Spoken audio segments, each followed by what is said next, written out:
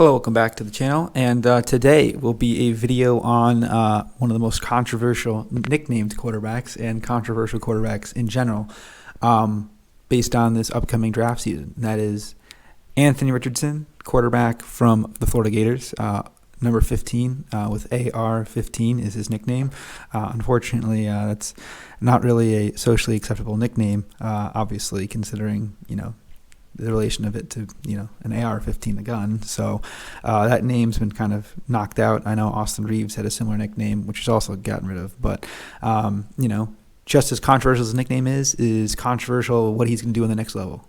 There's many different people that think that he could either be a generational talent or he could be out of the league in a few years. We just saw, our good friend, Mr. Justin Fields, pretty much break the rushing quarterback record of all time. I believe he missed it by like a few yards, but missed the last game, something like that. And then, there's other guys like Lamar, where we've seen them drafted late in the first round, raw athletes that really have struggled throwing the ball, but they've kind of figured it out with time. I think Anthony Richardson's more into that mold. A lot of people are like, I wouldn't take a risk on him, la-di-da-da-da. I think if you're a team like the Lions, as crazy as it is, I wouldn't hate if they take him with number 18 if he's there, because either you can trade him for a ton or you can let him develop a year or two behind Goff and really see what you got.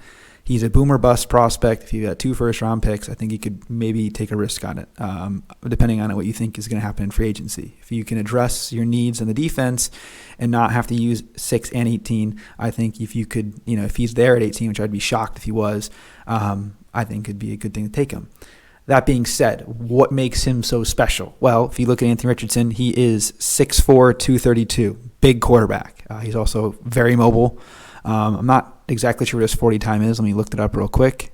Anthony Richardson's 40 time, it's projected at 4.49. I don't know how you project the 40 time, but that's what it is for now. So that's very good, very good. He also threw for 2,500 yards, 17 touchdowns, and 9 picks. Not the greatest, but in terms of rushing the ball, he ran it for 103 times for 654 yards, averaging 6.3 yards a carry and 9 touchdowns with a long but 81-yard touchdown run, which was unbelievable. That's very impressive because obviously rush yards for a quarterback at least are hard to come by more in college because you're getting sacked with negative rush yards. So that means he had more than 850, but, with sacks.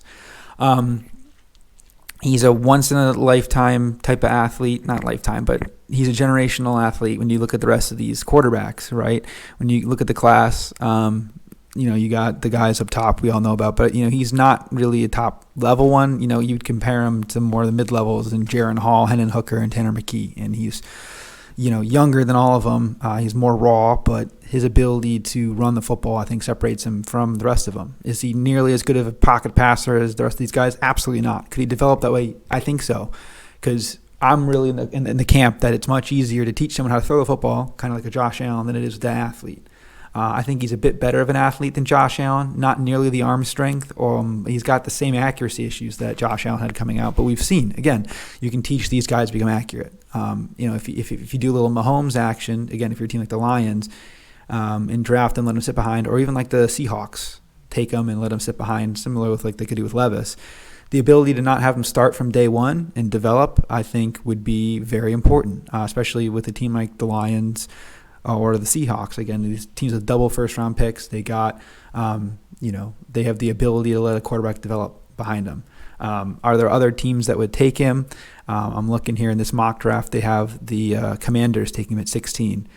I could see that happening. The Texans could maybe, not go Bryce Young if they're not sold for some reason, and take him and let him develop. There's a few other teams that could do the same thing. Like maybe he falls, maybe someone falls in love with him, like the Falcons. They could take him, or not the Eagles, but I'm just looking at other teams with like multiple first-round picks. I think that's it.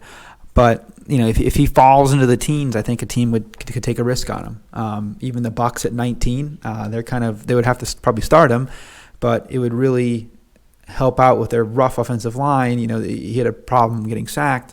If you have a quarterback that's mobile and get out of the pocket, it can probably happen. I do think Anthony Richardson is more likely to be a successful quarterback than not. I get, a lot of people in feedbacks, whether it's in different, in playback rooms, they ain't right, or some other things going on. I get kind of crazy looks about it, but I would, again, not mind if the Lions take him. I know that's a crazy statement, and I'm sure it's very controversial for me saying that, but the ability to add a guy with this potential of boom or bust, I think, is something you could do when you have 2 first-round picks. If the Lions only had 18, absolutely not. But they have 2 picks, and they got a few second-round picks that they could, fill in the needs, especially with how much cap space they have. I think Anthony Richardson would be really good. Again, even the Commanders, he can kind of, wait a year behind Heineke or so. But I think someone's going to fall in love with him. He's going to be, every year there's a quarterback that kind of just slides up the draft boards. And you look at, Levis has more of the throwing ability than Anthony Richardson's running ability. And he's up there really high despite, issues in college. But he's a bit older. Anthony Richardson's younger. I believe he's a sophomore on paper, but he did do his 3 years. He only played 1 game in 2020, but he played 3 years. He didn't really start last year either, but he was behind Kyle Trask. So I do think he's going to be a success at the next level. Let me know what you think down in the comments down below. I know he's one of the most polarizing guys, and I'll probably get to him on bigger mock drafts, but pretty interesting. Thank you for the support as always. Please like and subscribe, and see you guys later. Peace.